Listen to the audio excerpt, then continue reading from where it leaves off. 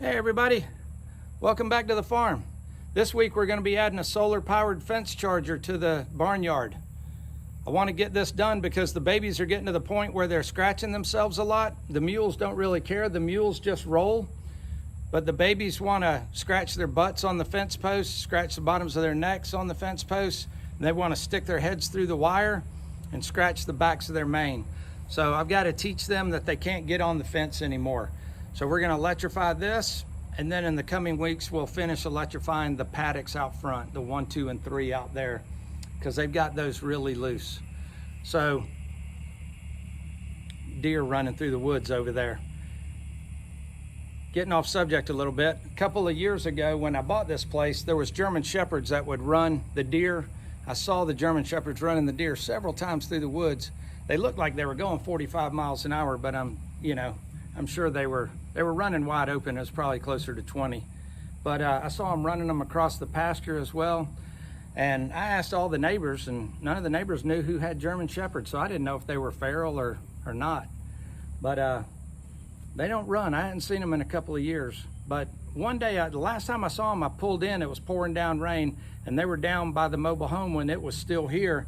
And they were throwing something up and down in the air in the pouring down rain, and I didn't know what it was, and I was like, what in the world? And they had a little kitten that they were throwing, and I jumped out of the truck not knowing these dogs and screamed at them, and one was a male, one was a female. You could just tell by the composition. They took off running, picked this little itty bitty kitten up off the ground, and found another kitten on the deck, terrified to death. Took my shirt off, wrapped him up in my shirt to get him dry, put him inside my truck, found another kitten underneath the mobile home, but I couldn't get to it because it was wedged in between 2 bricks real tight, and I couldn't get it. So anyway, I gave those to my buddy Cowboy, those 2 kittens, and now they are the fattest, happiest cats you've ever seen. The 3 months later, that mama cat that had those, she had kittens again underneath my trailer over at the shop. It took me about 3 months to befriend this little feral cat that was out here. It was only about half grown because it was so malnutrition. I don't know what it was eating. Surprised it didn't get killed by a hawk or coyote or fox. But I finally befriended this little girl, and she would still scratch and hiss and do all that kind of stuff and spit.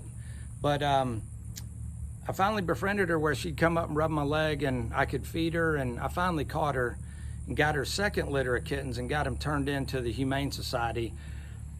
Somebody was breeding her, I don't know who. All of the neighbors I talked to said that the cats that they have are all fixed. So there's an intact cat running around, and I knew if I left the kittens there to raise on their own, that 1, they wouldn't be healthy, and 2, the father of those would be getting those little kittens pregnant, and I didn't want 100 cats out here, so I got rid of them. So those have been gone.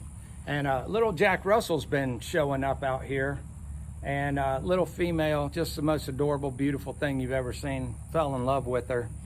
And she'd show up and she would disappear as fast as she showed up. And she was reserved and very guarded, and it took me a couple of months to break into her, but she was always nice and always come around, but she'd disappear as fast as she appeared. And eventually, after a few months, I was able to finally befriend her. She started jumping up and down in front of me, her legs going 100 miles an hour, and you could just see the love in her eyes when she was around you, but she just wanted your attention. She was just a beautiful little girl, and she started jumping up in my lap and giving me all these wet kisses, and then one day she just like a light switch turned off and she was gone.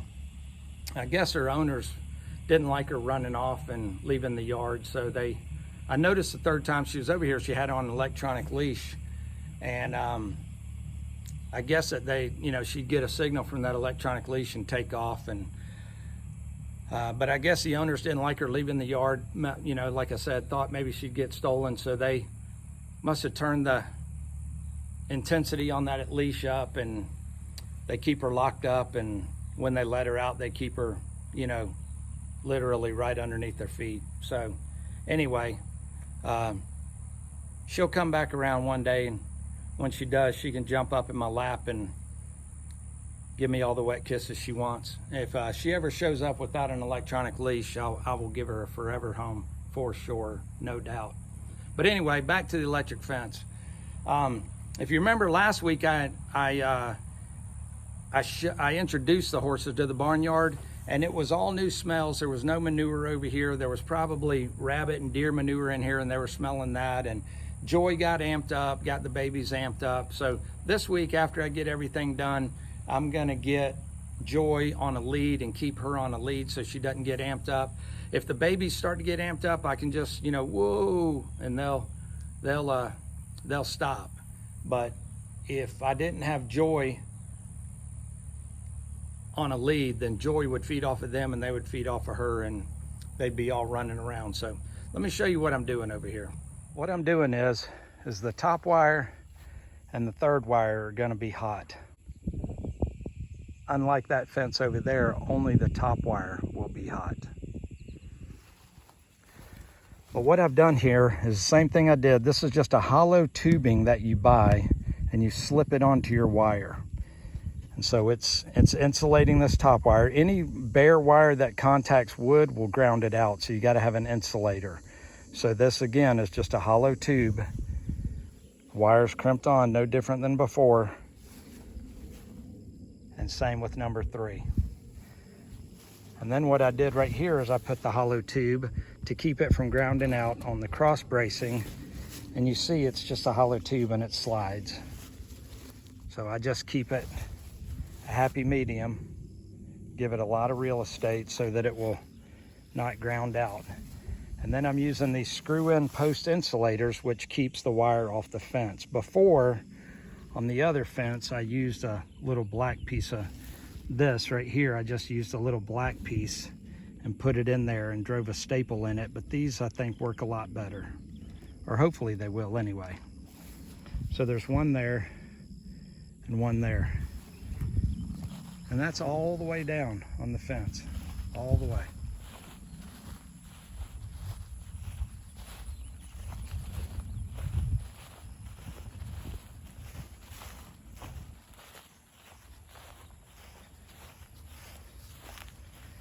Now, number 1 and number 3 is what I'm calling them. Some people may call that number 1, 2, 3, and 4, but I'm calling it 1, 2, 3, and 4. So when I say 1, I'm referring to the top wire. Number 3 is the third wire. So number 1 and number 3 wire aren't touching. So what I did is I put a jumper in here, and this is actually an insulated piece of number 12 wire. And then I just crimped it on, and then it's insulated, and it's not gonna ground out on anything, but it will carry the current from here down to number 3 where it's crimped on the same. So if it touches anything up here, it's not going to have an effect. So that's how you get the power from your number 1 to a number 3, is using an insulated jumper. Here in the corner, I did the exact same thing as I did down there on the end. I used a hollow tube, put it on the wire to insulate it, put a hollow tube around the post, hollow tube up high, and then just continued on around with my insulators. This run down the left, across the back, and down the right is all one continuous run. So I only have to have one jumper to take the voltage from number 1 to number 3. Now over here, I've got the gate, and I've got the other gate down there. I have no power to this fence section right here, because like I said, the other 3 sides is all one continuous run. So what I'm gonna do, I'm gonna get that insulated wire and I'll tap it into number 3, and then I'll run it over to the post, go down the post underground. I'll dig just a small trench underground just with a hoe, dig it, and then bury it, and then come back up, tap into this number 3.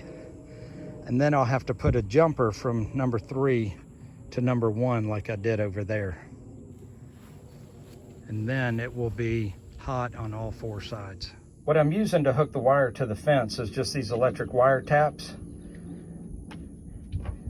They just slide onto the fence on this top one, and then you stick your wire in the bottom one, and then you crimp it just using a set of crimpers. So it just hangs on the fence like that, and you just stick your wire in the hole on the bottom. Now you could strip this way back to here and just pigtail it around and accomplish the exact same thing. I just think that the crimps look cleaner. It's 1.5 dozen or the other. You know, this is an extra added expense, but if you didn't want to spend the $5-6 that these clips cost, you could you know, just pigtail it around there. It's crimped on now, and then all I did was just run it in between the wires just to use those wires as keepers. And then I dug a trench. It's just about a 4-inch trench. Just dug it underground, buried the cable, and now I'm just gonna run it up. Same way, just run it right back up, come through here, tap it back into there. And then I'll, like I said before, I'll put a jumper from here to number 1. And then when I turn the box on, everything will be hot 360 degrees around, except for the 2 gates here and down there. So now the right side's tied in. I've got the jumper going from number 3 up to number 1. And we are hot all the way around. So now if they touch it anywhere on the 1 or 3 wire, they should get a pop.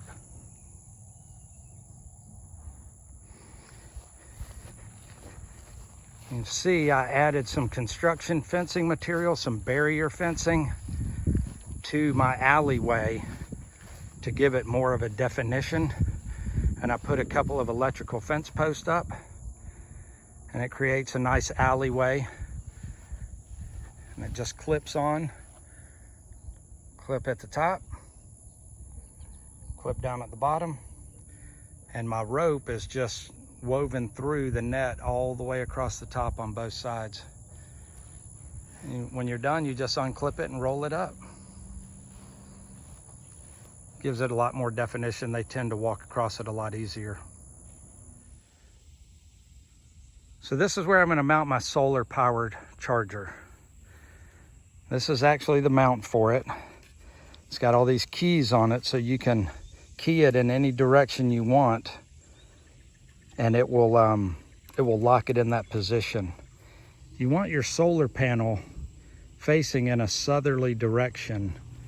That is the south. And so that's why this is mounted here. But I could, like I said, I could clock the solar panel in any direction I want. But with the sun moving east to west every day, a southerly exposed solar panel will give you the most exposure as the sun travels across the sky. What I'm using is this American Farm Works. It's a 10-mile. Obviously this is not 10 miles, but it has 0.15 output of joules, and then it has 0.18 of stored joules. And that's just the power that it's producing. It just sets down on top like that. And it faces the south.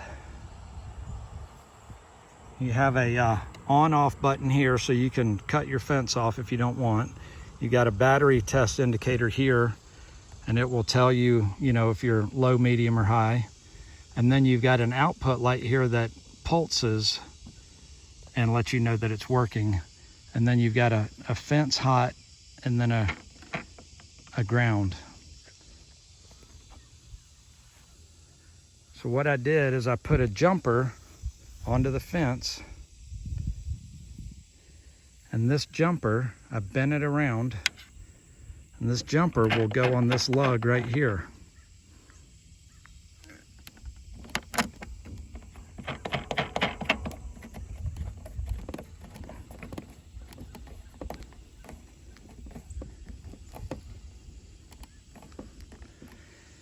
And now the power is coming out of this box down here and into the fence. When it travels along this fence wire, when it gets to here, it will jump it down to the third wire. This is the insulated wire I'm using. It's 12.5 gauge insulated wire. Same gauge as this fence wire here. And now what I've got to do is I've got to drive this 6-inch copper ground stake into the ground and drive it in right there. And then that green lug will go to the top of the copper post right up here. And it will connect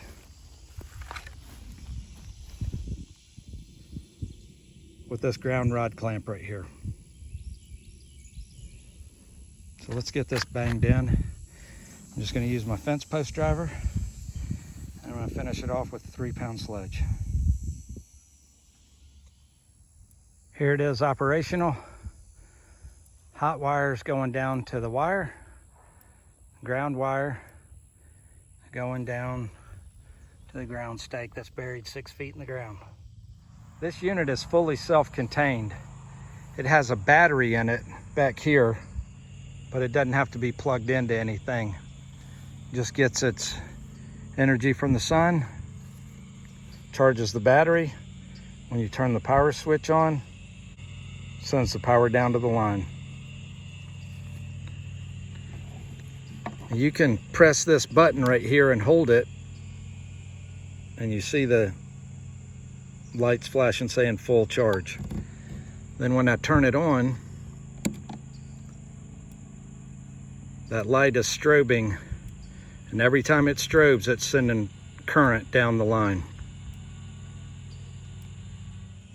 And you can set the angle on this thing. It has a winter setting, a fall spring setting, and a summer setting.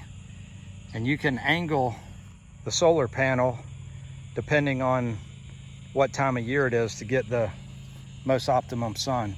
They say the fall and the spring setting is the most optimum year-round performance. So I'm just going to leave it right there and see how it goes. All right, Joy and Chief are out of their stalls. Got Joy on a lead rope just so she doesn't get amped up. Let her get calmed down, smell some grasses and stuff.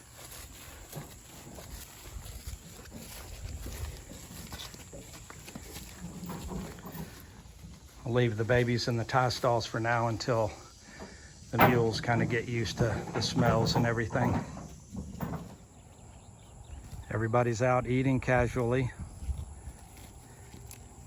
Joy hadn't tested the fence. I think she actually smells it because she gets real close to it and then stops. The babies have actually touched it twice, and now they're pretty cautious of it. And Chief just doesn't care. I'm still leaving Joy on a lead rope just because the babies, if they start running, then Joy may start running, and I just don't want anybody to get overly excited, so I'm just keeping her on a loose lead until they just get used to everything.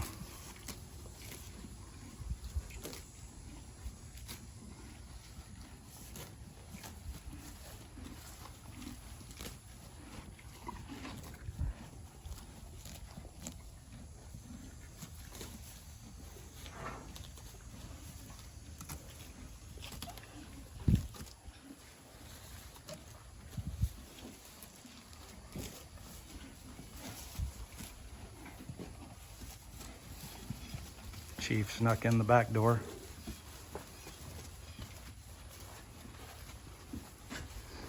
Joy wants some more hay. Come on.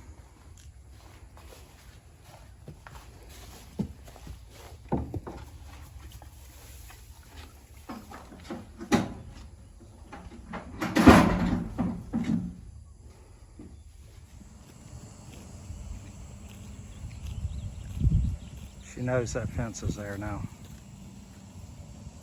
Just those 2 little touches she got.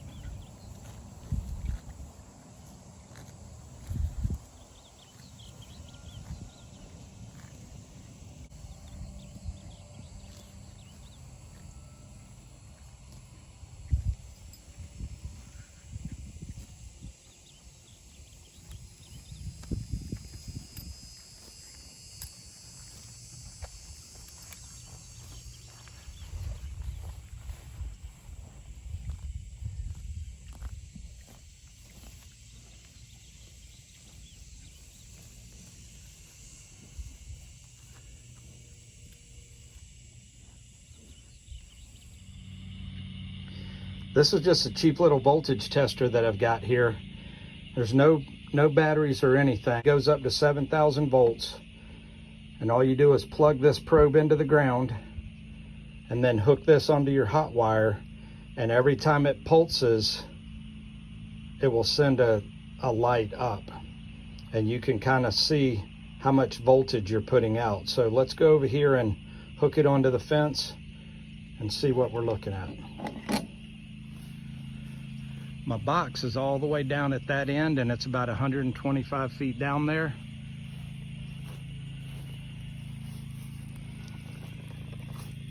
So I'm just gonna plug this into the ground.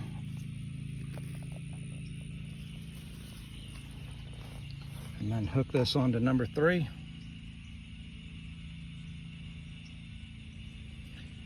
And you can see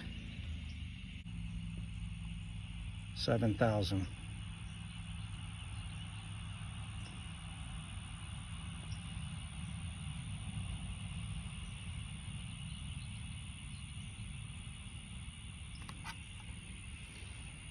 That's going to be enough to get their attention for sure.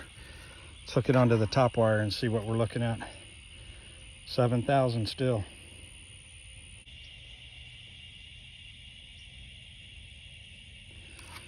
But I've tested it over there on that side, and it's 7,000 all the way up. So we're looking good. Well, all right, I'm pleased with how that turned out. I think it's going to work out real good. They've already basically taught themselves to stay off of it. And I think just, maybe a touch or two more and they'll be completely fine. I appreciate you watching, and as always, remember who you are. Be kind to those around you. Stand up for what you believe in.